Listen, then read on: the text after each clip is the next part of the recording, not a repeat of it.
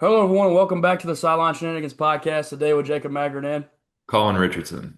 And welcome back to another fun week of NFL games. Of course, we talked about a lot of these games last week, said that they looked like there was going to be some pretty good ones. And overall, I think the primetime games really all showed up for us. Had a lot of really close matchups. As you can see, this first one we're about to dive into ended up going into overtime for the Niners to get that win. But of course, as always, if you guys are here right now, leave a like, comment, subscribe, helps a ton getting the channel out. The NFL videos have done pretty good, so people are enjoying that different part of the content. Of course, a lot of these guys, if I'd have been covering college for a long time, would have been guys I talked about. But some of these younger guys that are the rookies in the season currently, I covered last year, and so that's pretty fun to talk about those dudes a little bit more. We'll go ahead and dive into this first one, of course, taking place on the West Coast. Two West Coast teams. The Niners now moving to 4-1, and Mac Jones does it again. Able to go out there and play really good football. And it was all on the back of Kendrick Bourne, of all people. They are without Juwan Jennings, they're without Ricky Pearsall, they're without George Kittle, and none of that matters. They still score 26 points and get a win over a really good Rams team, who I think a lot of people consider a Super Bowl contender. This is really, really impressive. It just makes you wonder what happened last year with the Niners. They didn't have as many injuries. They've obviously lost out on McCaffrey for a lot of the year, but they were like decently healthy, and they were bad last year. So I guess you should have probably expected them to bounce back because there's no way they're bad 2 years in a row with that coaching staff. Of course, looking at the Rams, Stafford has a really, really good game, almost 400 passing yards, three touchdowns. They do get the rushing attack going a little bit, but you would like a little bit more out of Kyron and Corum potentially too. I know he's had that fumble and that kind of hurt his playing time, but overall, I think it was a great game, and the Niners got the upper hand without Brock Purdy, so that's interesting. Yeah, Brock Purdy has been out, what, 4 games I now? think he played, then he was out 2 games, then he come back and played a game and got turf toe, and so now he's back out. So it's yeah, I mean they're back and Yeah. forth between him and Mac. Is Mac undefeated on the year, I I, believe? I think so, yeah. Yeah, I think the one loss is with Brock Purdy. So, I mean, Mac Jones has played extremely well. He hasn't been as good as his Pro Bowl year probably, but he has not put the 49ers in harm's way with interceptions and whatnot. And kind of just let his playmakers make plays for him, and not turning the ball over is huge. Yep. And then on the other hand, the Rams, Stafford has been really good this year at 37. That's pretty impressive. Almost 400 yards again, 3 touchdowns. And then it's not like they don't have a run game either. 14 carries for 65 yards. That's over 4 yards a carry there. And then, like you said, Kendrick Bourne kind of coming out of nowhere. Yeah. And then McCaffrey, he's always good through the air. I have been surprised with McCaffrey on the ground. He hasn't really been able to get it going on the ground as much. I think he's averaged like 2 yards a carry or something around there in multiple games this year. So it'd be interesting to see if he gets things going on the ground. That offense could be extremely scary. So we'll see where the 49ers go from here. Yeah, and Shanahan specifically said it is not even close to a quarterback competition. He said, I know Mac's playing great. We love him for what he's doing, but let's not forget that we just, paid up and got Right. Purdy his big time money. So he just stated the obvious, said, guys, we get it. He's awesome. He's playing great right now. No disrespect to him, but Purdy's our guy. So as soon as he's healthy and he's available to go, he'll come back. But this is huge because they don't have to rush him back. You're looking at teams like the Bengals, who we'll talk about later. They're having to make drastic moves and change things around just because they can't win games right now. The Niners are not worrying about it. They're actually winning games, really big games. I mean, the Rams is one of the best teams in the league, like I said. So, huge win for them. And when they get all these other pieces back, too, because Pearsall, Juwan Jennings, Kittle, they're all not going to be out much longer. Kittle should be coming back within the next week or two. Pearsall is not even on the IR, so he can come back at any moment. They're only going to get better. And like you said with McCaffrey, you got to think that some of that Achilles tendonitis from last year, maybe that's limiting his ground game, but when he's actually able to get out in the open field and work in the passing game, he's still really effective. It's just he gets hit in the backfield now. He's got less drive in the back of his legs because I mean, you know how important Achilles is. You hear that injury, you know immediately they're done for the year. So he's maybe taking a little safer there in the running game. Moving on to our Sunday day slate. Of course, it all started at 9:30 in the morning once again for the Vikings, and this time they came out on the bright side of things. They go ahead and split their 2 games overseas, getting the win in London. And overall, they played pretty good football. I don't think that this Browns team is really all that impressive. But the Vikings are able to score 21 points on a solid Browns defense. They've held teams to much lower. They beat the Packers, only giving up 10 points. So you can see that it's decent to score this many points. Obviously, the run game wasn't near as effective due to some injuries, but they got Carson Wentz and Justin Jefferson connected, and it was a big, big connection because Jefferson goes for over 120 yards and may arguably be his best game this season. And they need to keep that going. And then for the Browns, of course, the one big storyline is Dillon Gabriel makes his first start. And at first, I thought he looked really good, but you can kind of tell that they're playing it really, really careful, really safe. They're not letting him make a bunch of crazy plays or anytime he gets in any kind of pressure, he rolls out, throws it away. There's no risk involved in the way he's playing. And that's not necessarily a bad thing because he'll be able to introduce himself into the league and maybe get some opportunities to come into these matchups that they know they're not going to win these games. The Browns don't expect to be a playoff contender by any means or probably even all that good. And it might even be a good thing if they lose games and find their quarterback because then you'll have a top draft pick to go out and fix other parts of the team if you do find that guy. Of course, they move off Joe Flacco. Big time news from today. He'll be heading over to the Bengals, which is an in-division trade, but they don't really have any fight in this division, so they don't mind to do that and go ahead and recoup some draft capital. And then last but not least, a guy that just has to be mentioned because he's a workhorse back. He stepped immediately into the role the second he was cleared to do it, and Quinshon Judkins is incredible. There's a real argument to be made that he's been better than any of the rookie running backs, and that's I know a crazy thing to say because Hampton and Genty both really really great players, but Judkins has done it on shorter amount of work because he missed the first 2 weeks due to some contract issues, and now he's rolling. So they definitely trust him to be a power back and a workhorse for him, and been impressive so far. What was your thoughts on this one? Yeah, I think I saw the Vikings are now undefeated in London. I think it's like 5-0 or 6-0 or something.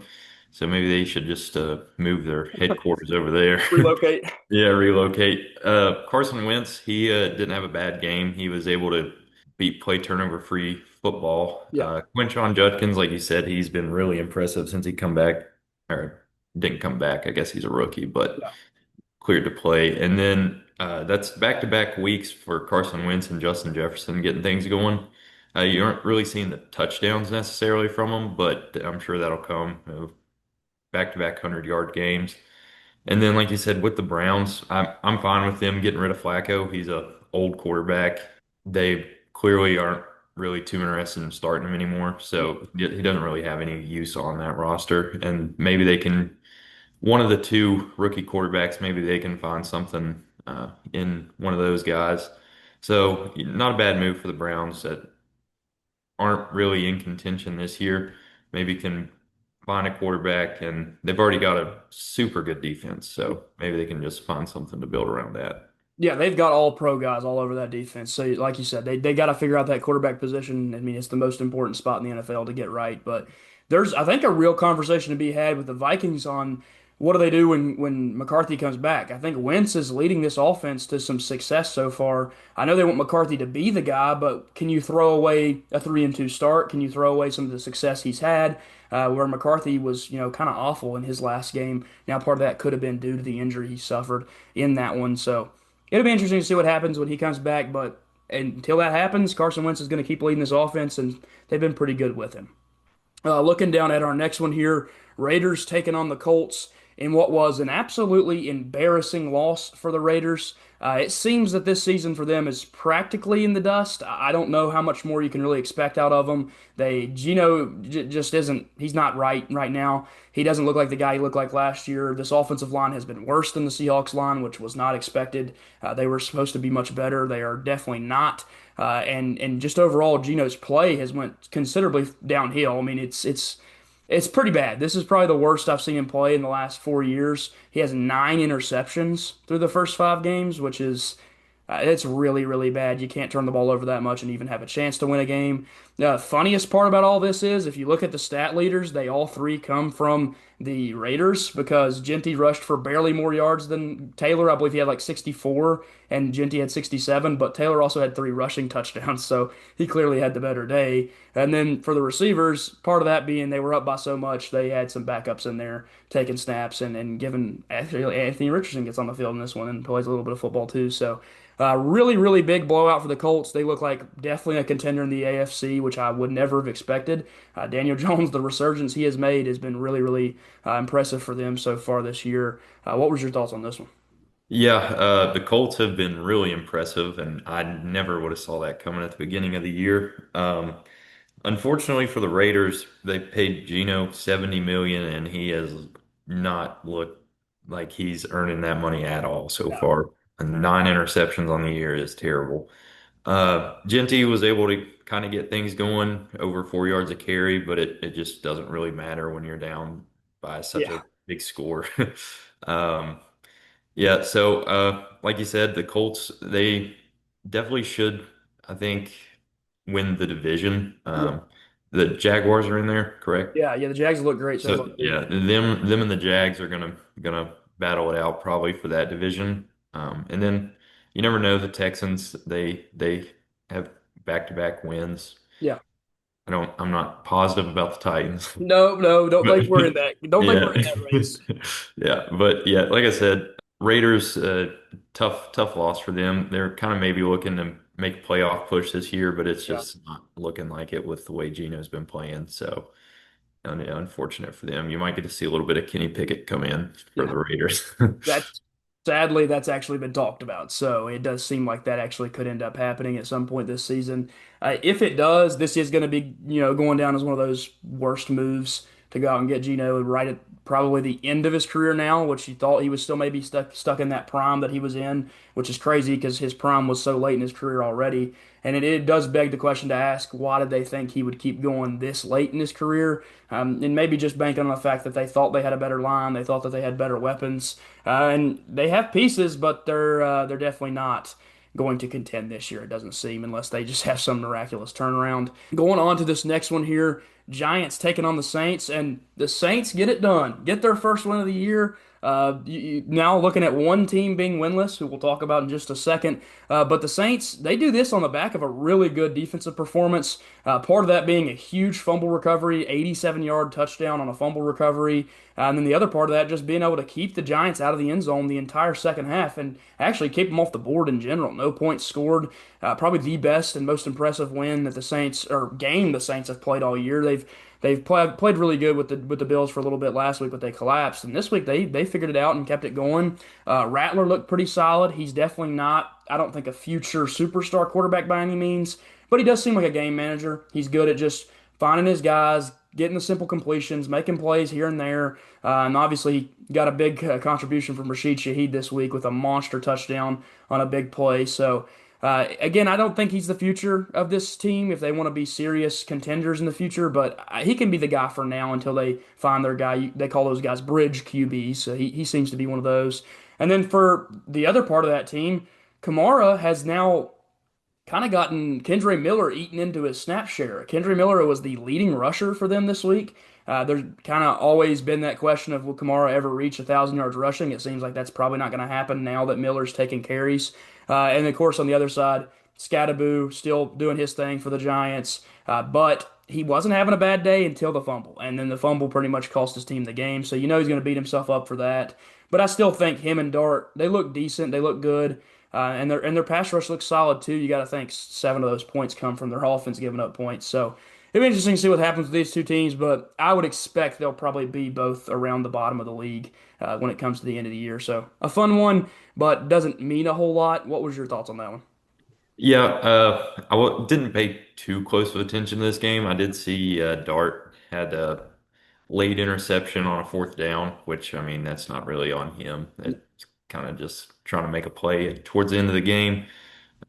He ended up with 2 interceptions. I didn't see the first one, so I'm not positive about that. But like you said, Cam Scattaboo, that fumble was really costly on the fumble recovery for the touchdown. So he'll definitely be beating himself up about that one, as crazy as he is. Yeah, Onto the Saints quarterback situation. Rattler has played pretty good this year. He's not, definitely been I would say probably right around league average quarterback. yeah, I still wonder about the Tyler Show pick. yeah. Or It doesn't. Show, yeah, it doesn't make any sense to me personally. But I think the Saints have plenty of other holes to fill right now. Yeah. Um, But yeah, going forward, I see both these teams being towards the bottom of the league as well. They both just looking for right spots, some good rookie play, and I think the Giants have got that so far out of Dart and Scatabo, and uh, some of that pass rush has been really promising for them. So Yeah, and they've got a lot of those pass rushers locked up for years to come. yeah, So they can maybe build something if they've actually got their quarterback in Dart, which he seems like he's got upside and potential for sure. Just making those mistakes, those rookie mistakes, and he did it in college too, and a couple times had some turnover issues. So once you figure those out, you definitely probably have something there. He seems like he's got a lot of talent. Going on to our next one, like I said, we've only got one winless team left, and it is the New York Jets. Now, if you'd have told me that the Jets would be the last, the winless team left, I'd have said, well, that sounds like the New York Jets. So it doesn't surprise me because of who the team is, but it does kind of surprise me with some of the games they've been in because they've had chances to get wins. And it feels like some of the other teams, like the Saints, just finally got one, and the Titans, who we'll talk about later, finally got one. The Jets, they've been in them and just can't get one. They can't find that late thing, and it might just be the Jets' curse because they always don't seem to do too well in any game. But the Cowboys get another pretty dominant win. Their offense scores a ton of points.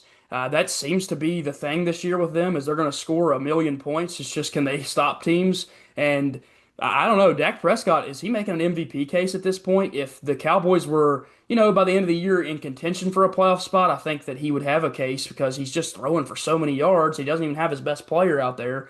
And of course, this one he finds Flournoy to be his guy, and Javonte Williams rushes for 140, and it's like the names that you wouldn't have expected to lead the Cowboys are leading them. So really, really impressive from this team. Obviously, give some props to Justin Fields. He did try to lead the Jets back into it, just couldn't get it done late. I think he's actually looked pretty solid for them though, and it'll be interesting to see what happens the rest of the year. You got to think the Jets will find a win somewhere because they aren't a horrible team. They have some players. I mean, Garrett Wilson's really good. Fields has looked solid. I don't hate their backfield, but it just when will they find it is what we're going to be asking all year. What was your thoughts on this game?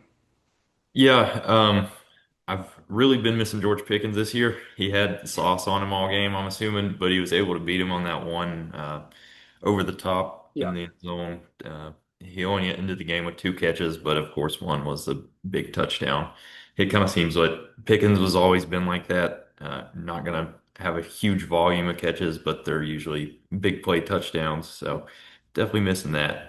And then, like you said, Dak Prescott, huge game for him. And I think he definitely, if he takes this Cowboys team that, I mean, I wasn't expecting much out of him. If he can carry them to the playoffs and maybe a division, then yeah, I think he's definitely in contention for MVP there.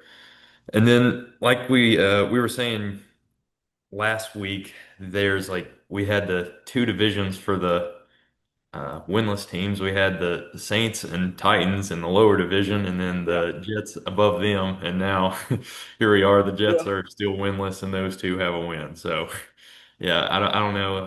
The Jets are going to jet, I guess. Yeah. I'm not sure what's more embarrassing for Mark Sanchez, the butt fumble, or the what happened this week. Yeah. Yeah. So Yeah, he got some off the field issues that will yeah, certainly be talked about in the coming weeks. That was a very interesting situation. The way it was reported was odd too, because originally you got the report of like he's in bad condition, so it's like, right. oh no, what happened? And then like I think 3 or 4 hours later, you get the whole like he beat somebody up in an alleyway. So that's going to be interesting to see how that whole case comes out. I mean, I think it was misdemeanor charges, but I mean, I don't know. He's supposed to be on the broadcast talking about the game that weekend, and that can't happen. There's a lot to unfold there, but it just seems like the Jets are cursed. That's Yeah. what we can say for sure is the New York Jets are cursed, and they have been for quite some time now. Moving on to this next one here, Broncos and Eagles, and this was the game we thought it would be. Both defenses showed up to play, and then in the fourth quarter, the Broncos offense showed up, and they scored a flurry of points. Sean Payton knew exactly what to do to get in the end zone, and his team gets it done in what is one of the more impressive wins this season. The Eagles are not easy to come back on late in games because they're so deep on defense. They have playmakers at every position, and their backups are great playmakers that could start for other teams. So, really impressive to find this offense just kicked into another gear in the fourth quarter, scores a ton of points, and wins at 21-17. Hurts actually shows off his arm in this game, starts letting it go a little bit. Devonta Smith has a crazy good game, 114 yards, looked like a wide receiver one out there. AJ Brown still really isn't going, and it's going to be interesting to see what if he's got any complaints about that. It does seem that those wide receiver ones are divas, like you said in the past. And then for the Broncos, they've got Dobbins, who's just rolling this year. A lot of people in the offseason said RJ Harvey's coming for his job. I don't think so. I think Dobbins has kind of just kept it steady, kept doing what he was doing last year, and I don't think Sean Payton has any reason to move off of him. He goes for another 80 yards and a touchdown on the ground, can catch passes. He did it this week more than he did in the last few weeks. So their offense is rolling. Their defense is really, really good, and they get a huge win over a team that was probably the favorite in all of football to this point. So, what's your thoughts on this one? Yeah, this is a huge win for the Broncos. It's not like a huge difference record-wise, but being 2-3 and 3-2 kind of just feels completely different, especially when you beat a team like the Eagles.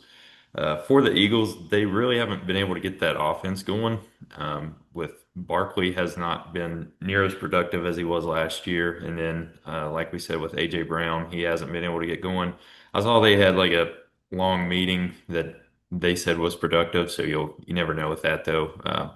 Which it kind of I don't know. The past 2 years, the Eagles have kind of started a little bit slow, Yeah. but picked it up towards the end of the year.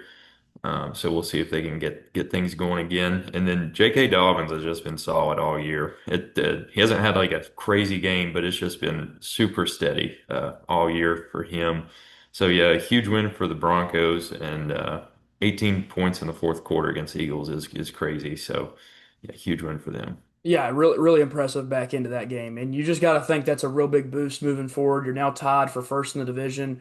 Obviously, they do have the loss to the Chargers, so they would technically would be second in the division, but you're now ahead of the Chiefs, and that feels good to be ahead of them at any point during the season. So impressive so far.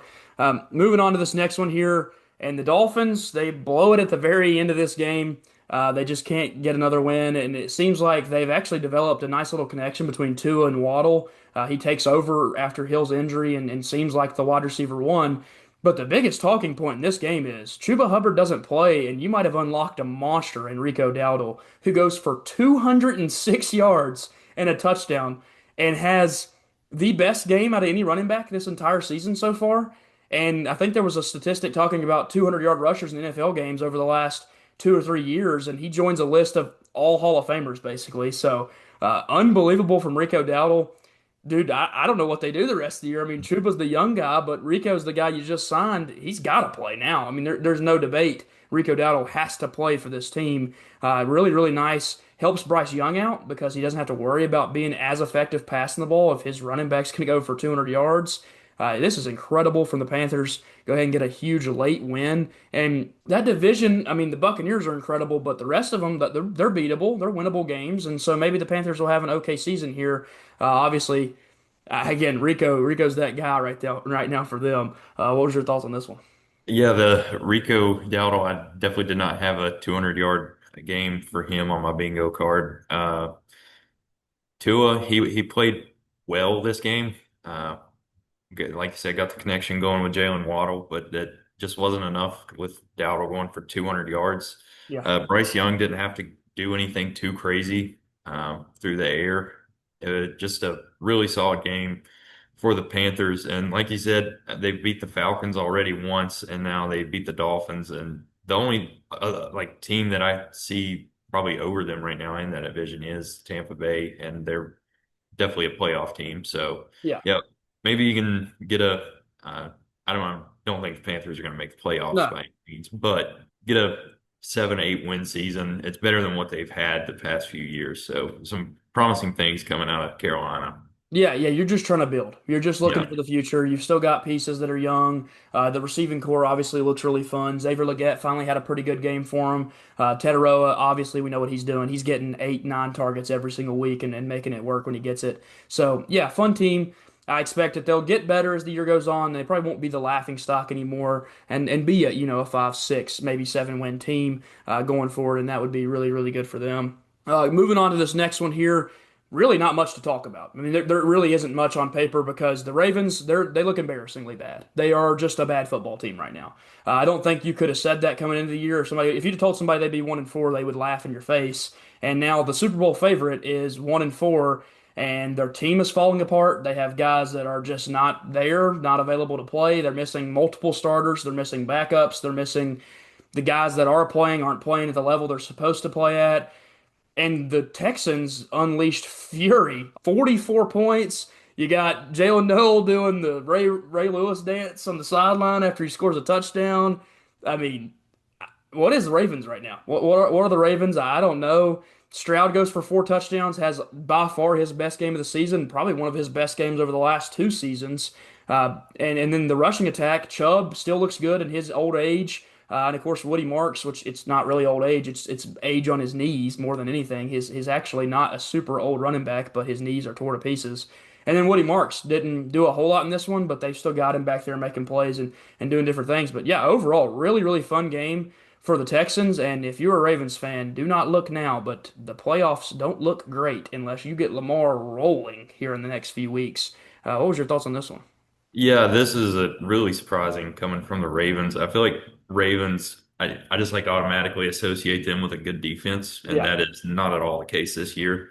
The Texans are coming in 1-3, and the offense really hadn't been that good. Like we had been talking about CJ Stroud, how he struggled this year, and he just goes off this game, 4 touchdowns. They were good on the ground. I don't. The Ravens have the Rams coming up, and then I don't see them winning that game, especially with Cooper Rush at quarterback.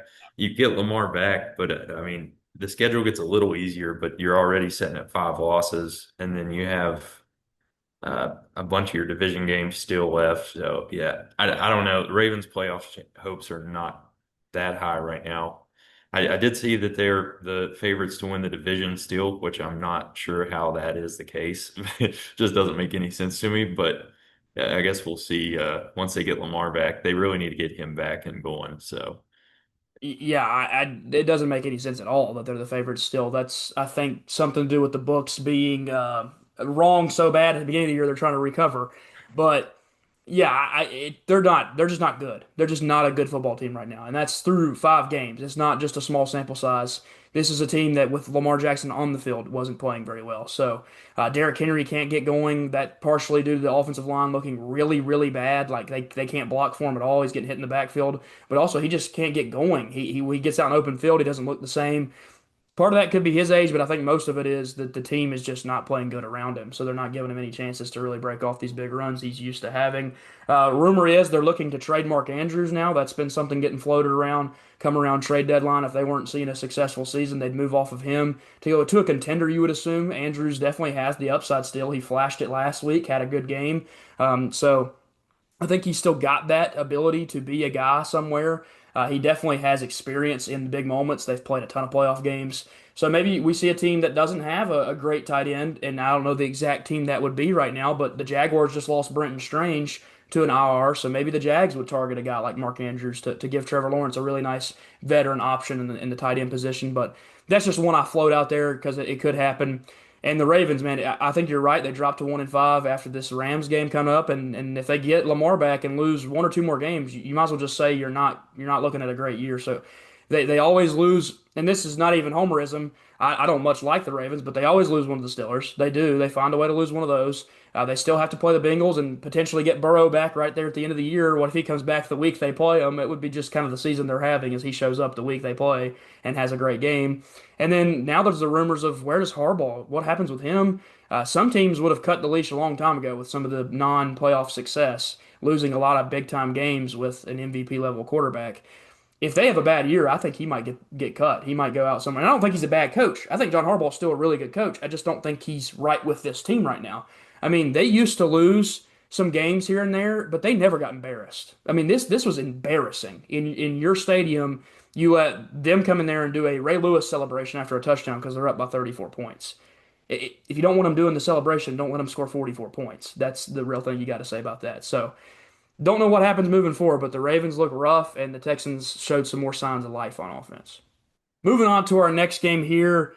Something as a Titans fan to be happy about. We've got a win in the books. We stop a 10-game skid, as you can see right here, with what was the craziest ending of a game I think I've ever seen. The Titans scored one of the probably least likely touchdowns in the history of football, throw an interception on a tip ball that he then tries to get up and run with it and drops it for a fumble, then gets kicked into the end zone, and Tyler Lockett jumps on it for a touchdown. Now, I will say, if you go back and watch the play to give Ward just a little bit of, like, because obviously that touchdown, I mean, it was fluky. To give him a little bit of props, he was throwing a back corner comeback route to Calvin Ridley at the front of the end zone, like towards the pylon, and it looked like it was going to be a touchdown. If he got it to him, of course, it got tipped at the line, so the whole thing happened. So he actually could have had a better day and a touchdown that was his touchdown instead of a fumbled ball rolling back into the end zone for a touchdown. But you will take a win however you can get one when you are on a 10-game losing streak with the single worst coach in all of the NFL, in my opinion.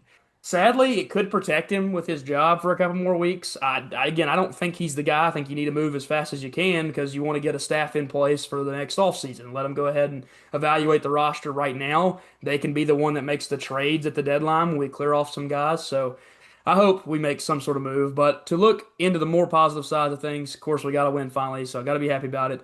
Cam Ward did play really, really good in the second half. Struggled in the first half with his completion percentage. I think at one point he was like 9 for 21 or something. And then you can see he finishes the game 21 for 39, which isn't great. But if you look at the first half compared to the second, really, really stark difference. 265 yards, could have had a touchdown. Of course, had the interception instead. But he finally finds Ridley, who is supposed to be his superstar receiver, 5 for 131. And the throw Ward made at the end of the game to get him into field goal range was a beauty. I mean, it's one of the best balls I've seen a Titans quarterback throw in a long time. So that felt really good to just see, the him blossoming into an NFL pro. Obviously, other big part of this game, Joey Sly, baby, knocks in a bunch of field goals, locks back in after what was a pretty rough week last week where he missed 240-yarders, gets his first game-winning kick under 2 minutes in the NFL. And so just all around it feels good because it's a tech guy getting a win for my Titans. And I was obviously sitting there sweating bullets when he come to kick that field goal because he'd missed a PAT that is about the exact same distance as the field goal. And I was like, oh my gosh, if he misses, like Titans Twitter will light him up, and I won't want to do it because one of my Hokie guys. But we get it done. Just a quick little bit on the Cardinals. This is a rough, rough loss. You were up 21-3 at one point. This is the second or third largest comeback by a rookie in the fourth quarter. So really impressive from Ward, able to get things done and to get a huge win for us. And then for the Cardinals, I mean, DeMarcado drops a really, really, really bad low light for him. A guy that was supposed to step in and be their running back, it kind of seems he might have lost that job because of the play. Overall, crazy, crazy game. Maybe the craziest of the week, and the Titans get a win. So all happy on my side. What was your thoughts on that one? Yeah, definitely one of the craziest games of the week with the fumble touchdown Yeah. interception thing. And then I kind of feel for DeMarcado. He's a guy who's really never done anything in the NFL, and then he breaks his longest run of his career, and then he slows down and just loses the ball at the 1 yard line. I mean, we've seen it back to back weeks now. The guy from the Colts did it, and now this. I don't know when these guys are going to learn to just run through the At end the end zone. zone, It's and not hard. it's like 4 yards you got to run. It's just four more yards you run, and it's a touchdown. But I'd say he's definitely learned his lesson now after the way his coach tore into him. Oh my gosh, yeah. Um, yeah, but terrible loss for the Cardinals though. Up 21-6 going into the fourth quarter, and then those two plays, a 14-point swing for them between the DeMarcado touchdown and then the interception that turned into a touchdown for the Titans. And then Cam Ward, especially on that last drive, he was really impressive. That one ball to Ridley, like you said, was beautiful.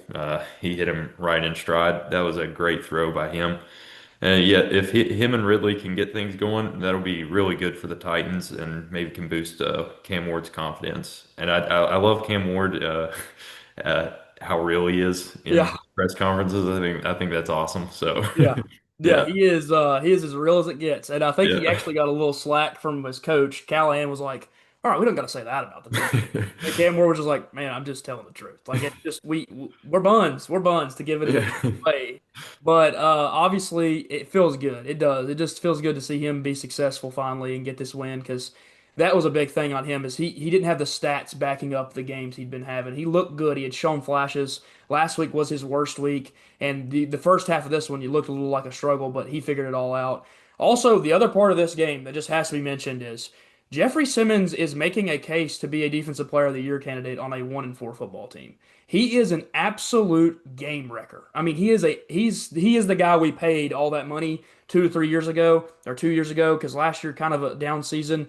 He's getting to the quarterback at a really high rate for an interior defensive lineman. And we're talking Aaron Donald numbers right now through this first part of the season. He's one of the best run defenders in all of football. He is easily the best other than him and Dexter Lawrence.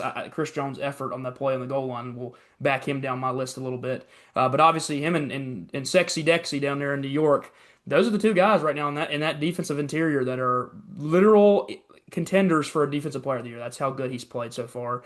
There is obviously the rumors that the Titans are obviously not very good, and what could you get out of him? If you traded him right now, I think you net yourself at least a first round pick. I mean, the way he's playing, he can change any team he'd go to. He would be the best defensive lineman on the team. So I don't want to do it. I love Jeff Simmons. He was one of my favorite players since I really started, caring a ton. He's been there the whole time I have, and would hate to lose him, but also I understand when you're rebuilding, man, if you can move a guy that's a little bit older for a first round pick, it's hard not to do that. And the Titans have some pieces now that are kind of waking up a little bit. Now, I'm not going to say anything crazy, like we're not making a run in this division, but I will say the year we made the playoffs and upset the Ravens and got to the AFC Championship game, we were 2-4 to start the year. So Cam So Ward is, I would argue, better than Tannehill too. So they maybe get a win. If they get a win this week, they're going to the playoffs, is they're what going you're to the saying. playoffs, exactly. If they are 2-4 after this week, they are going to the playoffs. That is exactly right.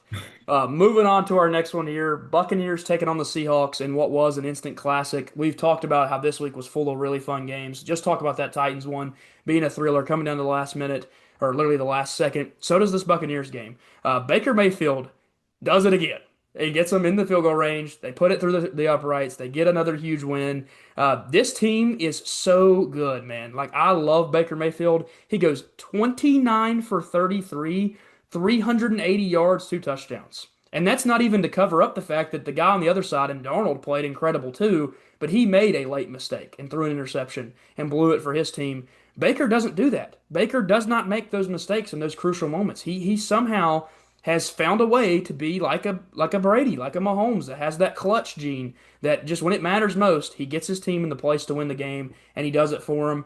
He's also got a receiver who is probably the heavy favorite for Rookie of the Year right now, and Emeka Egbuka who goes 7 catches, 163 yards and a touchdown. There's an argument he's a top 10 receiver right now in football, not just rookies. So really, really impressive from him. They're doing it without Bucky, and Rashad White does his job when he's in there. This team is so, so good. They've got Levante David on that defensive side, who's an absolute general of the defense. And just overall, I love this Buccaneers team. I think the Seahawks are still really good. I think that they've obviously showed that they can hang in there with the best of the best. Ken Walker has a good game. Darnold, like I said before, had an awesome game, 4 passing touchdowns, but just not enough. And the Bucks continue to roll, and now there's a real conversation. They might be the number one team in the NFC. It's up there, them and the Eagles, of course, so far. What was your thoughts on this one? Yeah, arguably Darnold outplayed Mayfield Yeah. through 58 minutes, Yeah. and he just threw a terrible interception that you cannot do that at the end of the game, and then set the Buccaneers up for the field goal. They didn't have to get too many yards there on that last drive. I think it may still go down as another game-winning drive for Baker, but Yeah. which is awesome for him. Yes. And then, like you said, Egbuka has been insane for the Buccaneers so far this year, which is it's crazy to think about. He might be a top 10 receiver in the NFL right now, and he was a Yeah. number two on his college team last year. Yeah. That kind of tells you how good Jeremiah Smith is. Yes. Yeah, but really close game. Seahawks played really good. It's a shame they blew it there at the end of the game. I saw a clip of Baker and a fan getting into it before the game, and then he ran back in the locker room and yelled, "I told you so" at the fan. But I just like Baker as a he's always been like that ever since he Yep. was in college. So Yeah, hopefully he never changes. That is Baker to the fullest. The flag plant. He did Yeah. that, of course. That is Baker Mayfield. I mean, that is what you get out of him. He is a guy that cares so much, and that's the ones that do it the best. Really great from this team. I think that they're again probably one of my favorites, if not my favorite team in those contender categories right now. I'd love to see a Bucks Bills Super Bowl would be a ton of fun. But I do think that Buccaneers team is really fun to watch. Moving on to this next one here. The Lions taking on the Bengals in what was one of the worst first half performances I've ever seen from a quarterback, that he then turned into a really great second half performance, but he still lost his job because of the first half being so ugly and so bad. Three interceptions from Browning. He didn't look like he could throw a pass to a wide open player. And then the fourth quarter, he hits Chase for a bomb, which was more Chase than Browning because Chase ran a disgusting route.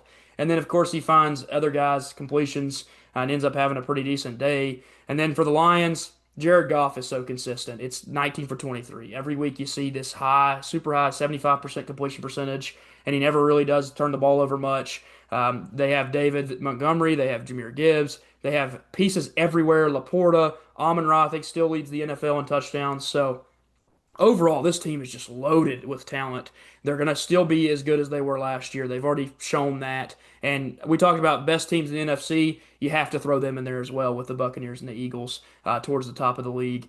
For the Bengals, they did make the change. We mentioned it during the Browns segment. They have traded for Joe Flacco. It almost guarantees the fact he'll start next game. You don't make that move unless you're going to play him. So, does he give him a better chance? I think he does because he won't turn the ball over like Browning does, and Browning has turned it over. I mean, what has he got? Seven interceptions or something crazy through 4 games or I think three we did games. So nine, wasn't it? Or no, that was Gino. Gino I'm with not nine. sure Yeah, about I Bryant. think Browning's second in the NFL in picks, and he's played 3 games or four or 3 games and a part of another one. So that's really bad. I mean, you can't have that. The Jamar Chase breakout finally happens. You knew he was this good. It just needed somebody to get him the ball, and that's why I think Flacco will be the guy for this offense because he does know how to target his weapons. Flacco will throw the ball 50 times. I mean, he don't care to throw the ball 50 times. So, if anything, maybe we see Flacco getting the ball out to Chase, Higgins, and other pieces, and maybe they're just more effective and less turnover prone, and that will give them a better chance to win some of these games. What was your overall thoughts on this one? Yeah, the lines have just been super consistent over the last couple years. Take away the first game of the year, and this offense has been good game in and game out. Goff's been finding St. Brown every game. I Yeah. think he's been right around 100 yards. And then they've got the two backs, two of the best backs in the league, arguably. Yeah. I was expecting the Lions to win this game. The Bengals did hang in there towards the end of the game. I made a little push. Uh, and then the Bengals trading for Flacco, I mean, it makes them a little bit better at the position. I'm not Yeah. sure how much better it makes them. I think they're just trying to kind of hang around until maybe they can make a little push when they get Burrow back, which it might be a little too late. Yeah. But you have to wonder, like maybe they could have got like a Mariota or something. Maybe they think Flacco just fits their system a little better. Maybe he's a little bit more familiar where he's been in the AFC North hit pretty much his Yeah. whole career, besides the year in Indianapolis, I think maybe. Yeah. Uh, I think he might be trying to unlock all the teams in the division. yeah, So, I'm not sure Pittsburgh would ever pick him up. Not a huge fan of him there. yeah. Lions, definitely one of the best teams in the NFC. Them, Eagles, Bucks. It'll be interesting to see who comes out from that division on top for the Super Bowl. So, Yeah, again, it's going to be really fun to watch. You kind of know who to expect in the AFC because it just feels like it's going to be the Chiefs. I don't know how they're going to do it, but they'll be in yeah. there. I mean, the Bills maybe finally get the upper hand, but the NFC does feel a lot like it. I mean, we haven't talked about the Packers because they didn't have the game on here, so they obviously are in that contention as well and could easily be up there. It's going to be really fun. That whole side is drastically improved because it kind of felt like the AFC ran football for the last few years. It just felt like those were the better teams, and now you've got a lot of these top tier NFC teams figuring it all out. Moving on to this next one here, Commanders get a huge win. Jaden Daniels in his return. That's a really nice win too because of who you beat. You didn't beat up on a nobody. You beat up on a Chargers team that already has a big win over the Chiefs, already has a big win over the Broncos, who just proved how good they are. And so that's a really impressive one. Their defense. Does Jaden Daniels play defense? Because the defense showed back up this week. It's like the whole team just got rejuvenated after he comes back. They go down 10-0 early and then 27 unanswered. And they get Bill Krosky Merritt going. Of course, Ja'Cory Crossing Merritt is his name, but he said he wants to be called Bill. So he had the I think they call it the LFG ball that they give out when Tom Brady calls a game. And when he's on there talking, he's literally like a little kid laughing. He's so happy to get to talk to Tom Brady. And so that was a really cool moment because he was like, "You got it, Bill. You did it, man." He goes, "Dude, I'm talking to you right now." He's like, "This is awesome." And so it was a cool moment because I think he's been one of the more fun stories of the offseason is when would Bill figure it out. And then he goes for 111 yards, 2 touchdowns. Kind of unlocked what is a really good player, it seems like. Overall, this team's really fun. They are a good football team. Their defense figured it all back out. Deebo Samuel seems like he's easily become a guy once again, like he was in San Fran a few years ago. And they don't even have Terry McLaurin right now. So when they add him back, this offense only gets a little bit better, and the defense shows up finally. For the Chargers, you have a lot of question marks. Those being, how did you let this team shut you down when they gave up 27 points last week? They gave up, I think, 30 the week before. So what happened in that game? Was it a Marion Hampton going down with injury? Did Herbert just not play his best game? Question marks for sure, but I'm not worried about them. I still think they're great, and both of these teams have real shots at the playoffs moving forward. What was your thoughts about this one? Yeah, Chargers drop another one. That's two in a row for them, but I'm not too worried about it. Like you said, they're definitely a good team. The Commanders were able to get some pressure there on Herbert. I think they had 5 sacks on him, Yeah, 4 or 5 maybe. And then Jaden Daniels was back. It's not like Mariota had been playing bad. It no, was just that defense had been pretty bad for the yeah, past couple of weeks for them. And then they were finally able to rebound, and then Jaden Daniels played a good game. They had the ground game going, so they were able to score 27 points there. And then Deebo Samuel, like you said, he's kind of back. He looked a little bit like he did when he was in San Fran.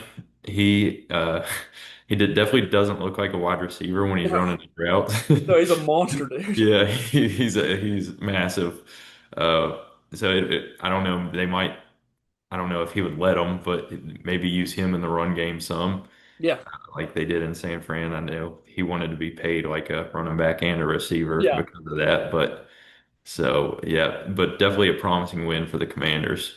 Yeah, and he also returns kicks for him. So Yeah, he's being used in all facets of the game. You're right. They will use him in the run game because they've had injuries to their running backs. Eckler done for the year. They traded Brian Robinson. So you got to figure he's going to get a lot of carry. He has been getting carries and like end rounds and stuff like that. But you do wonder, will they put him in the backfield? I mean, they did that in San Fran and it worked pretty well. I mean, he was a good running back because he's such a big dude and he's fast for that position and that size. So great from him, great from that team. And the Commanders, they get things rolling again and kind of look like a contender once they got Jaden Daniels rolling and the defense. That's the story for sure. Finally decides to show up. Moving on to our next one. Props to C Rich for calling out the upset of the week. My upset of the week lost 6-40, so not too close on that one.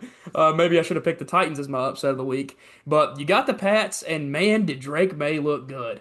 Those throws, that throw to Diggs on the sideline was filthy. I mean, that is what you see when you see a potential guy, not just starter. He is the guy for this team. I've always been really high on Drake May. I said it last week. I think he is the cornerstone. He's the future. They've got a great coach in Mike Vrabel. Hated when the Titans let go of him. I know why they did it because the lack of success over the last 2 years of it. But he is a culture fit. I mean, heck, he was a superstar for the Patriots. He caught every single pass he ever caught was a touchdown from Tom Brady, and that's crazy for a linebacker. So, a difference maker for them. And man, I don't know what Josh Allen was doing on that last possession where he decided to scramble and had a wide open touchdown in the back corner of the end zone. I think he just misread it. He didn't see it, and by the time he had already saw it, it was too late to make that play. So you're going to go back and look at that and say, man, could he have made that throw and probably won this game? But it doesn't matter because Drake May gets it done. The Patriots, they have what is a weird running back room right now. They lost Gibson for the year, it appears. Ramondre gets all the goal line work, and then Henderson has no fumble issues, and Ramondre has a ton of fumble issues, and Henderson still doesn't touch the ball. Ramondre fumbles, but then makes up for it for a touchdown. So I don't know what's going on in that backfield, but I do know that Drake May has figured out how good Stephon Diggs is because this is 2 weeks in a row where they've had an unbelievable connection. And hey, maybe this was a little revenge too, because I do know that Stephon went out the door pretty unhappy with the Bills. And what a game from him. And I don't know. This is a crazy one. Patriots showed up and played some really good football. What's your thoughts here? Yeah, a really impressive game from Drake May. Like you said, that one throw when he was on the run towards the sideline was crazy, and then the one he was getting dragged down Yeah, there on that last drive, that was a great throw as well. He definitely looks like he could be a superstar for the Patriots, which is kind of scary because yeah, they just had one of the best of what the best of all time yeah, just left there. So that looks like they've got their guy again. Probably not another Tom Brady, but. yeah, Definitely another guy. And then Diggs is back going. He didn't look great last year, which he only got half the year and then he got injured. So it looks like he's kind of back to being an elite receiver. And then the kick there at the end, it was like a 56 yarder, but I yeah. swear that thing would have been good from like 70. Oh, it's a bomb. That Yeah. was a bomb. Right down the middle too. So yeah, really impressive win for the Patriots. I've been really impressed with Drake May this year. And then for the Bills, you're not too worried about it. You're four No. and one. You were still one of the best teams in the AFC, if not the best team in the AFC. So, yeah, it's just it'll be interesting to see what the Patriots do with the running backs moving forward. Like you said, Ramondre has a very, very bad fumbling issue. I mean, it cost him a game against Pittsburgh. Yeah. So it'll be interesting to see what they do moving forward there. Yeah, and you just said like the Bills, they were one play away, and they were one play away. And Josh Allen just missed him. He just missed a touchdown, and that would have won him the game. So when you're one play away from being 5-0, you have no concerns. They still are great. They didn't get the run game going. This is the whole for all the people that say James Cook isn't going to do it this year. Here's your game to look at because the rest of the year he's been incredible. This game they just couldn't get him going. That also shows how good this Patriots team can be. I don't know if they're going to be a playoff team. They can make a push though. If they go out and add, I talked about Jeffrey Simmons being potentially available or somebody like that that is a game changer. This team could make a playoff push. They have a quarterback and they have a coach that I really like, and they have old veteran pieces that can be playmakers, difference makers. So it is a fun football team for sure. And you're right, they did just move off of a legend, Mac Jones. So you never know what the next quarterback could look like. It could be another Mac Jones. Going into our Monday night game here, looking at Chiefs Jags, and nobody would have told you a 2-3 Chiefs team would be coming after Week 5 and a 4-1 Jags team, and that's because the Jaguars upset the Chiefs on one of the craziest plays to win a game I've ever seen. Trevor Lawrence, first of all, falls down, slipping out of the backfield. And he said as he was getting up, he was looking to throw the ball away. He said in a post-game interview, and he said, I fell down again. So then I had to get up again, and then that time I decided I'm running. I'm going to run for a big play here and see if I can do something. All props to his left guard. He pancaked the crap out of the edge rusher and cleared a huge hole. And then, of course, Chris Jones decided he was done playing that play and stood on the goal line and just stared at him. The whole play just kind of walked around, stared at him, and said, "Oh, what's he doing?" And then he got up and ran in for a touchdown. And Chris Jones probably could have made that play. And then the Jags had no timeouts. They'd have been rushing, 20 some seconds left. But instead, it's the biggest win of the season so far. And Trevor Lawrence, man, did he look pretty good in this game. He made some plays, kind of looked like he's breaking out of his shell a little bit. That could be because this offense is really well run by Cohen. Um, you go look at the Chiefs side to give them their props. Patrick Mahomes played really good. I mean, he played a really good game. He found Travis Kelce again for the first time in a while. I think maybe week one he scored, and he hadn't since. Then he finds Tyquan Thornton for a couple big plays. That's all Thornton's been doing is just be the deep guy, make a couple catches here and there. Also, just to give a shout out to it, because we said we talked some fantasy, Tyquan Thornton happened to be on my dad's fantasy team, and we were playing each other, and he scored I think it was 13.3 points maybe, and I needed him to score 13 or less. So he beat me by point 0.3 with Tyquan Thornton's game here.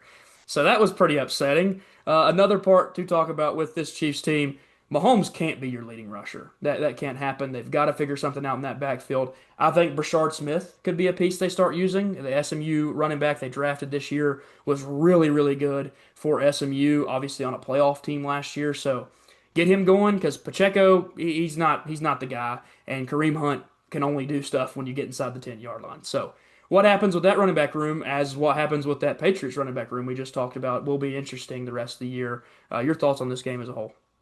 Yeah, it was really surprising for me. I did not see this coming from the Jaguars. Trevor Lawrence, he played a pretty good game. Yeah, He just uh, didn't lose the game for the Jaguars, which is huge when you're playing a team like the Chiefs. You can't turn the ball over. Mahomes had a really good game. He was able to hit Kelsey there in the end zone. I think Kelsey had like 6 catches. If he's able to get the Kelsey connection back, that could be big for the Chiefs going forward. Yeah, But the run game has got to get going for them. And then Thornton has been a nice addition. And then they're getting Rice back for too long. yeah, soon, very soon. So that those will be some targets for Mahomes, and then if they can get the run game going, they should be fine. I still wouldn't be too worried as a Chiefs fan at 2-3 because you still have Patrick Mahomes. And then for the Jaguars, like I said, I did not see this coming from them with Cohen. I was kind of skeptical about him, but he seems to be doing a pretty good job there in Jacksonville. So a very impressive win for them. And then uh, Chris Jones cannot just stand up and do nothing on that play. I mean, he clearly could have done something. Yeah. I mean, at least take up a block or something. I Yeah, mean, he would have been in the gap that Lawrence ended yeah, up running through more than likely. That's where he yeah, would have been. So yeah. To fall down twice and still have time to get up and run for a touchdown is crazy. yeah. So yeah, good win though for the Jaguars, and we'll see if they can keep this momentum going and maybe make a push there in the South. Yeah, and what is a very well appeared to be winnable division has now got the two teams that were, I think, second and third over, behind the Texans are now pushing to be some of the best teams in the AFC. Yeah. Both looking at 4-1. I don't think anybody, I mean, again, we talked about how unlikely the win was, but just the 4-1 starts from the Colts and Jags is incredible. And maybe the AFC South is back, baby. The Titans will be the one that anchors it this year, though. Now moving into our schedule for week 6 of the NFL season. Obviously starting off with a primetime game in a rivalry matchup between the Eagles and the Giants. And a game that could be really fun. The Giants have kind of figured out this rookie combo of Scatterboo and Dart, and then they've got Abdul Carter, of course, another rookie going on the other side. Looking like a really good draft for them so far. And then for the Eagles, they got to bounce back. They blew that game late. I don't expect it to happen in 2 weeks in a row, losing games they didn't expect to lose. So give me the Eagles going on the road here and getting a win over New York. But I think it will be a fun game. I love those rookies with the Giants. Yeah, I think this game could be close, but I do look for Philly to win this game. I think they just have too much talent for New York right now. Maybe the Giants can get that pass rush going, but the run game for Philly is still there. So I look for Philly to win this one. I think the main thing for the Giants moving forward this year, though, is just to see some positive signs out of your rookies and some of the guys you have locked up long term. Yeah, and then we move into another London game early in the morning. Got Denver taking on New York, and maybe this whole shakeup of where they're playing can fix the Jets, but I don't expect it. I think the Broncos proved last week that their defense is one of the best in the league. When it mattered most, late in that game, they got stops, and they were able to get it back to their offense and win a big game over the Eagles. So give me Denver to get a win in London. Yeah, I'm with you here. I don't know. I think the Jets are not that bad of a football team, but they just cannot seem to win. Denver coming off that huge win against Philadelphia. It seemed like Bo Nix finally got things going there in the fourth quarter, and then you've got Dobbins, who's been solid all year. So yeah, I'm gonna go with Denver. Yeah, and moving into this next one here, another matchup between teams that the Colts have looked really good. The Cardinals, man, did they blow that game late? I think the Cardinals are a pretty good football team, and I do not like the Colts, but I just think the Colts are better, and it's taking place in Lucas Oil, which will be packed out. It's one of the better NFL stadiums. You get the combine takes place there every year and all that, so a fun environment, and I think Indianapolis will get a win here, and actually like them decently large score here because again, their offense just scores points. Daniel Jones has been very effective. Jonathan Taylor, maybe the best back in all of football right now. Really strong Colts team takes a win over Arizona. Yeah, I'm with you here as well. I think the Colts are going to win this one. I don't think Arizona is a bad football Yeah. team. They just had some things not go their way in the last game. I think Kyler Murray's a pretty decent NFL quarterback, and then they've got some issues in the backfield, obviously, but somehow Daniel Jones has found his prime again in Indianapolis, and I look for him to continue rolling in this one, especially at home. So give me the Colts. Yeah, moving into this next one, LA taking on Miami, and of course the Chargers coming off of a loss that they definitely don't want to suffer. But I do feel pretty confident in this team over the Miami Dolphins, who are now without Tyreek Hill, and they don't seem to have a great connection in general as a team. They don't play they don't play two-sided games. They either struggle a lot on one side and do pretty well on the other, or struggle a ton on the defense and then do well on offense, which has kind of been the whole season. They're more of an offensive team for sure. But I just trust the Chargers. I think that this team is still really good. And on top of that, when it comes to a coaching matchup, give me Harbaugh all day. So I think the Chargers go on the road here and get a victory over Miami. Yeah, I'm with you as well. I think this game could be close. The Miami's hung around in most of their games this Yeah. year. They just haven't been able to close them out. The Chargers have dropped two in a row, but I look for them to get back on the road here and get a win against Miami. Yeah, and again, we're sticking here together so far. We've been rolling, and I think this Yeah. next one probably will go the same way as well. I'm going to go New England, going on the road to get a win over New Orleans. I love Drake May. I just think he's so good. I think he's going to be the next guy. He's a top 10 quarterback in the NFL within the coming years. That's my prediction. Said it from the day he was drafted that I thought he was a difference maker, and it's scary that the Patriots might have got another guy in that quarterback position. Of course, we talked about, man, Mac Jones, incredible here recently, was incredible for them. But he's their next guy in New England, and they're going to get a win over New Orleans, who I don't expect to win very many more games this season. Yeah, I once again I'm with you on this one. We have all the same picks so far. Yeah. But yeah, like I said, I like New England over Buffalo last week, so I'm definitely going to pick them here against New Orleans. I actually like them to cover the spread as well with Yeah. the 3.5. I think it's pretty close there for, I don't expect this game to be too close.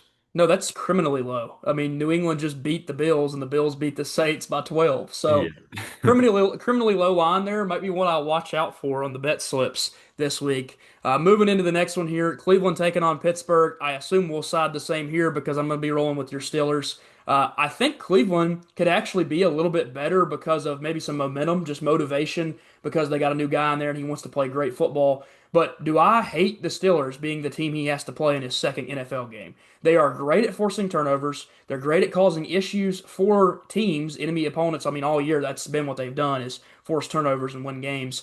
And I just like Aaron Rodgers. I think Aaron Rodgers is a guy that he knows how to win in this league. He's done it for a long time. He's got a weapon out there in DK Metcalf who they finally got going. And again, as long as that backfield's fully healthy, they've actually been running the ball pretty well too.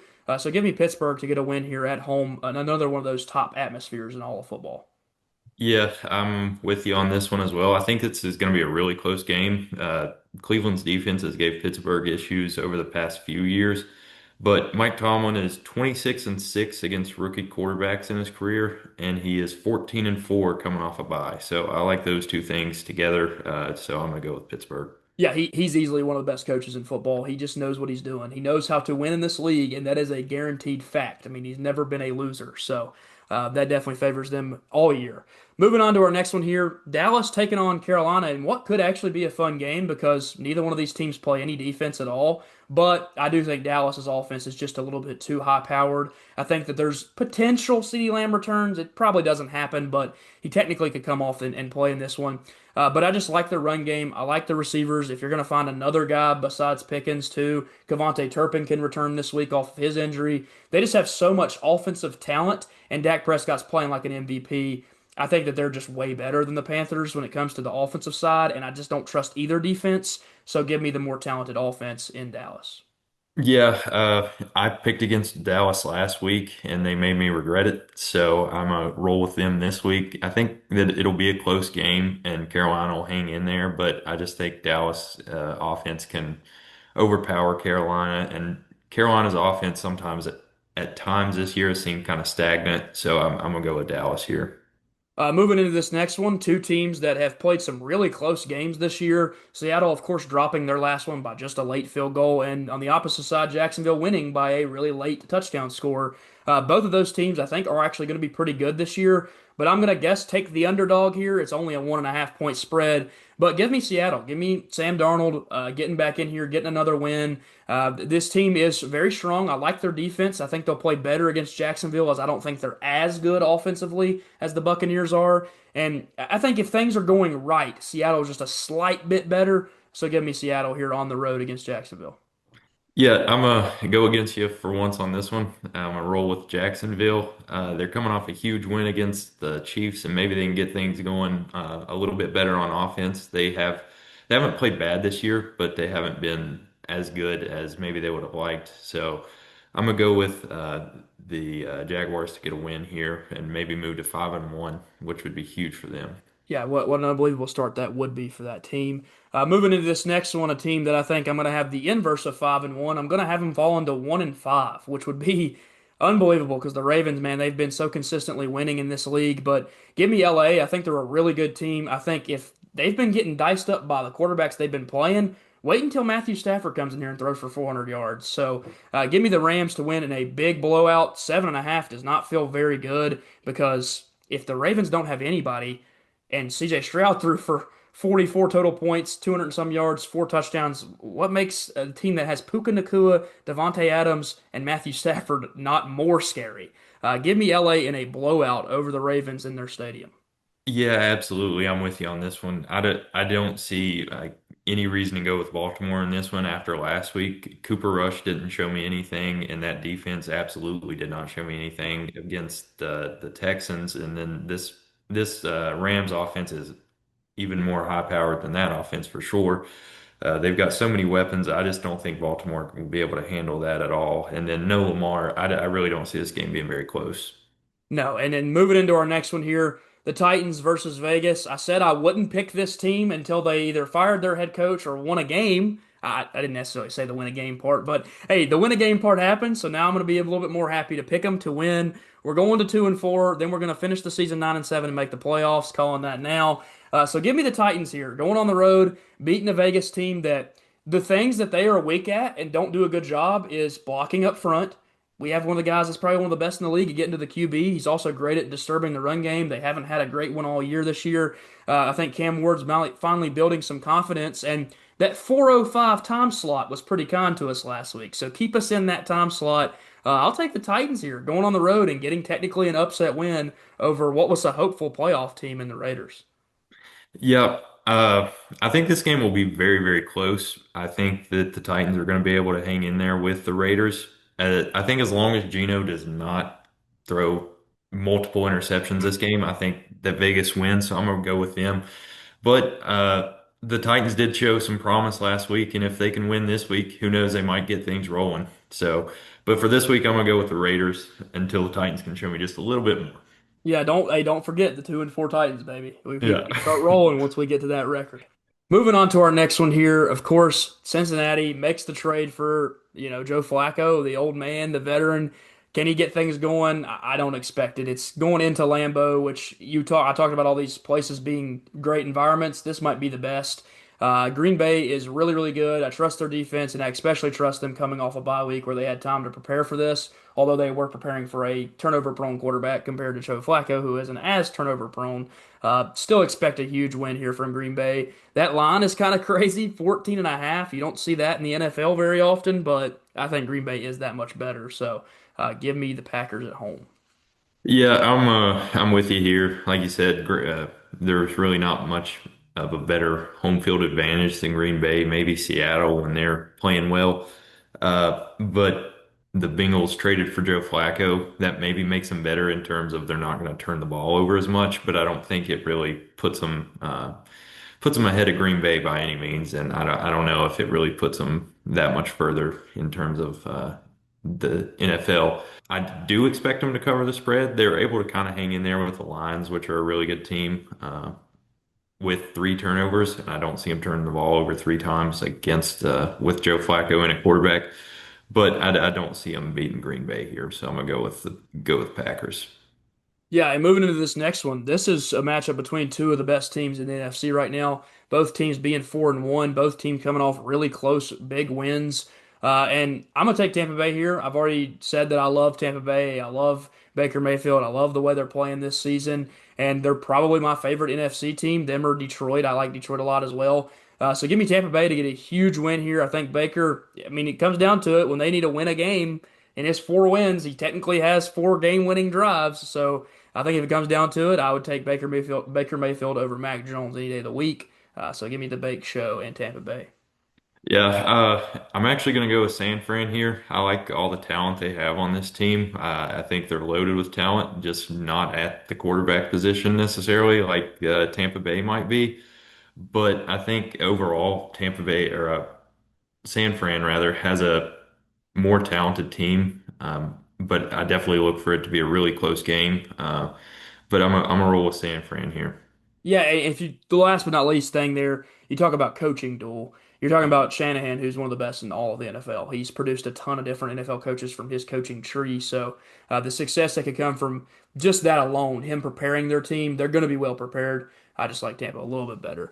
Moving on to this next one here, Detroit has to go on the road to Kansas City, where Kansas City's coming off of a pretty close, tough loss where you had a real chance to win it at the end, and you're going to be favorites again because you're playing in Arrowhead, which is another one of those really great environments.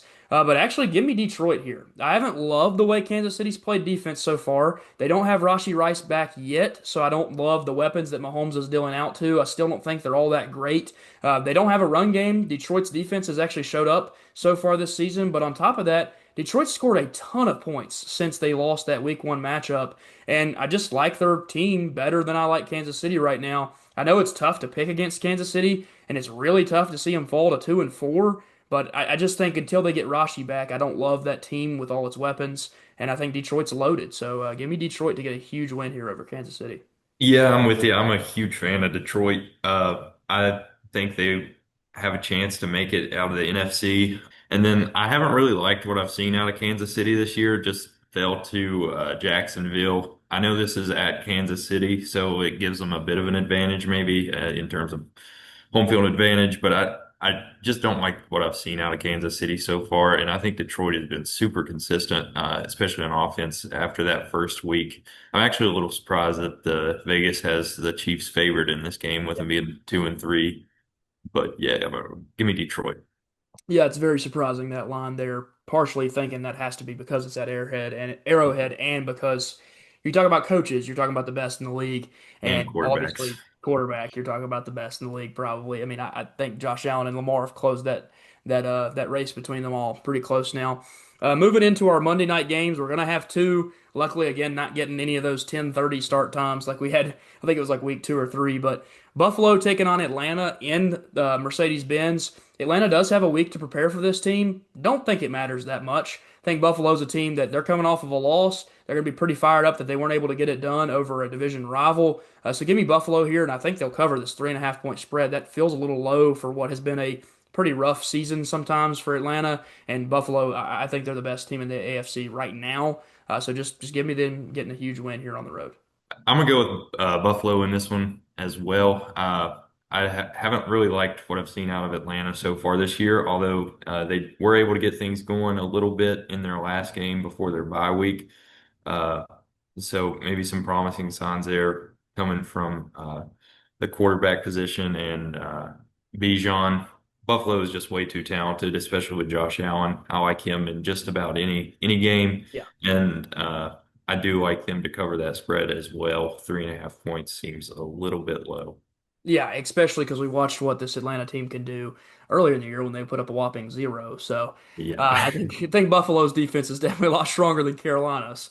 Moving into this next one here, another good game on Monday night. You got a Chicago team that they got a new coach in there. They got things kind of rolling a little bit before the break as well. Got their offense going.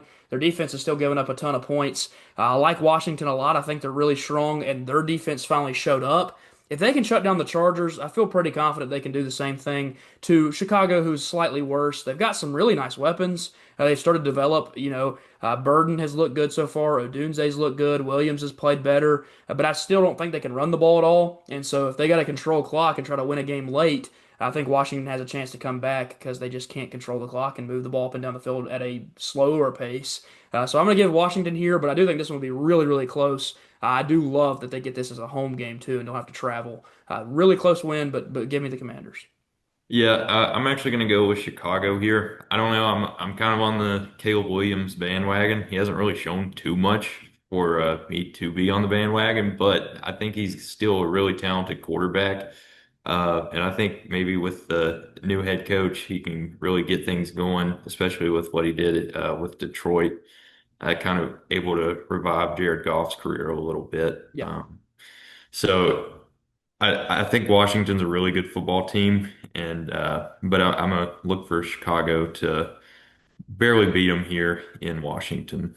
Thank you guys so much for joining us this week. Obviously, we had a lot of fun talking on the recap. The Titans finally got a win. Now you'll see the Steelers back in action for you. So you had a break last week. Got to be a Titans fan for the week. Since you're obviously on here with me, I'll just recognize you as a Titans fan for the week. Obviously, had a lot of fun covering all these games. Had some really, really good close games as well. We'll talk about crazy endings. That Titans game had one of the craziest ones. And then, of course, we talk about the picks for the upcoming week. Seems to be some really fun matchups as well. I expect that Chiefs game could be really good in Arrowhead late night, and I don't know what you're going to get out of that team because sometimes they're really good, and they showed that against the Ravens, but then sometimes they've kind of struggled on defensive side of the ball. So we'll see what we get, and it could be a really fun week overall. What's your thoughts? And I guess you can give your final remark here as well. Yeah, Pittsburgh didn't play this week, but they kind of got a win with all three division teams losing. So it was kind of big for them. If they can just stay playing decent football and the division just keeps killing themselves, then Yeah. they don't really have to do too much. As long as Rodgers stays healthy, I think they might have a pretty easy path to the playoffs. But yeah, like I said, Titans got their first win. That was big for them. We'll see what they can do moving forward. And then I am looking forward to that Chiefs Lions game. I think the Lions will come out on top, but it definitely will be a close one, especially there at Arrowhead. And then I'm actually looking forward to seeing the Chiefs once they get Rashee Rice back. I think that'll be huge for them. Yeah. Another option in the pass game for them, another weapon for Mahomes. And I think if they can get that run game going, they might be able to get things clicking again. So we'll see how they handle things moving forward. Yeah, and that could be scary. The Yeah, Chiefs obviously can be a very scary team when they've got things rolling. Rashee Rice will be a big piece of that if they do. And maybe look out for some of these teams that are struggling and aren't all that great to trade a running back to them, or maybe make a move like that, and they can maybe build their run game by doing that, going out and getting some. maybe a Kamara or something. Yep. Yeah, that's a name that's been floated before in the past. Again, the Titans, if we keep struggling, maybe a Tony P would go that way. I'm not sure how much they would want him, but I definitely think he's better than Pacheco and Kareem Hunt. So could be a difference maker for him. Obviously, I've talked about it before. We're going to do this mock draft coming up soon. Probably looking to do that next week. So we'll probably do this Wednesday recap NFL, and then we might do the mock like a Thursday. I'll maybe film it Wednesday and post it Thursday or something like that. So look for that coming soon. Just got to line up everybody's schedules to film it and get it edited. Obviously, look for the college football. Again, going to come out every single Monday or Tuesday for the recaps, and always on Thursday for the pick'ems, unless there's a huge Thursday game, and it might come out late Wednesday night or early Thursday morning. But just did our playoff coverage for baseball on the channel. Did a little bit of talking about the games that had already taken place, but also picking out who we think wins the divisional races as those are going on currently. And then we'll get some more playoff coverage when those finish up. Keep coming back on Wednesdays for these NFL recaps and picks. And maybe get like an update on what we've done so far as the season's gone on. I'll have to watch back all the videos and get an exact percentage, but I feel like we're doing pretty good so far. I think we've nailed a lot of the picks. And again, thank you guys so much for joining us. Like, subscribe, comment, helps the channel out a ton. Go check out the other content if you guys are interested in any of those topics I just talked about, and look for that mock draft coming soon. Again, thank you guys so much, and peace. Peace.